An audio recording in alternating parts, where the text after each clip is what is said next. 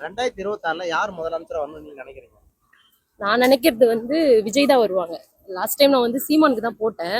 But நாங்க மட்டும் போறதுனால எந்த யூஸும் கிடையாது. எல்லாருமே போடணும். இப்ப ஒரு நல்லவங்க எல்லாம் சேர்ந்து இவங்களை முதலமைச்சர் ஆக்கணும்னு நாங்க ட்ரை பண்றோம். பட் என்னன்னா மீதி இருக்கவங்க எல்லாருக்குமே வேற யாருக்காவது போட்டுடுறாங்க. ஸோ என்னங்கன்னா எங்களோடது வேற யாரையாவது நாங்க முதலமைச்சர் ஆக்கியிருந்தா கூட நாங்க ஆக்கியிருக்கோம், சப்போர்ட் பண்ணி வேற ஒருத்தவங்களை. பட் என்னன்னா திரும்பவும் டிஎம்கே தான் வருது. எங்களுக்கு என்னன்னா டிஎம்கேவே வேண்டாம். ஏன்னா டிஎம்கே ஒரு சாதாரண மக்களுக்கு ஒரு சப்போர்ட்டே கிடையாது. லாஸ்ட் டைம் ஏன் அப்படி சொல்றேன்னா, நாங்களாம் சாதாரண ஒரு ஃபேமிலி தான்.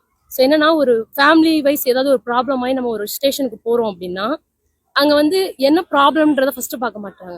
என்னன்னா அவங்க ஆப்போசிட்ல இருக்கவங்க எங்களுக்கு தான் எப்படி சொல்றதுன்னா நாங்க தான் பாதிக்கப்பட்டவங்க.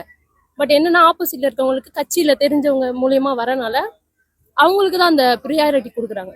ஸோ அவங்களதான் பாக்குறாங்க. எங்களை பாதிக்கப்பட்டவங்க ஒரு ஓரமா உட்கார வச்சுட்டு அந்த மாதிரி ட்ரீட்மெண்ட் பண்ணாங்க. என்ன ரீசன் கேட்டதுக்கு அவங்க டிஎம்கேல தெரிஞ்சவங்க அப்படின்ற ஒரு ரீசன் சொல்றாங்க.